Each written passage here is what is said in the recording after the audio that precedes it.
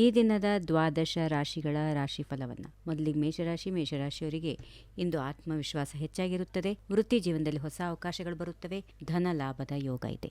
ವೃಷಭ ರಾಶಿ, ಇಂದಿನ ದಿನ ನಿಮಗೆ ಅತ್ಯಂತ ಸಂತೋಷದಾಯಕವಾಗಿರುತ್ತದೆ. ಬೌದ್ಧಿಕ ಕೆಲಸಗಳಲ್ಲಿ ಯಶಸ್ಸು.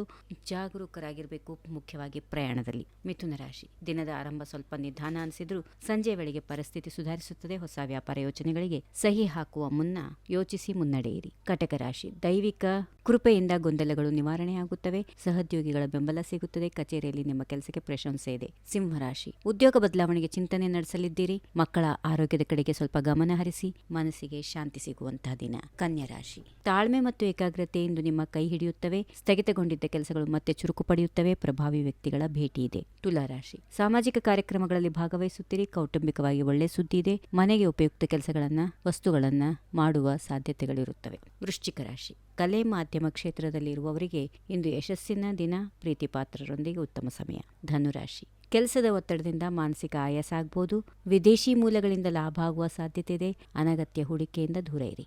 ಮಕರ ರಾಶಿ, ಅದೃಷ್ಟ ನಿಮ್ಮ ಪರವಾಗಿದೆ. ಹಳೆಯ ಹೂಡಿಕೆಗಳಿಂದ ಉತ್ತಮ ಆದಾಯ ಇರುತ್ತದೆ. ಸ್ಥಗಿತಗೊಂಡಿದ್ದ ಯೋಚನೆಗಳು ಪುನರಾರಂಭವಾಗುತ್ತವೆ. ಕುಂಭರಾಶಿ, ಆರೋಗ್ಯದ ಕಡೆಗೆ ಗಮನ ಹರಿಸಿ. ವ್ಯವಹಾರಗಳಲ್ಲಿ ಹಣಕಾಸಿನ ನಷ್ಟವಾಗದಂತೆ ಎಚ್ಚರಿಕೆ ವಹಿಸುವುದು ಉತ್ತಮ. ಇನ್ನು ಕೊನೆಯದಾಗಿ ಮೀನರಾಶಿ, ಕಚೇರಿಯಲ್ಲಿ ಹೊಸ ಜವಾಬ್ದಾರಿಗಳು ಹೇಗಲೇ ಇರುತ್ತವೆ.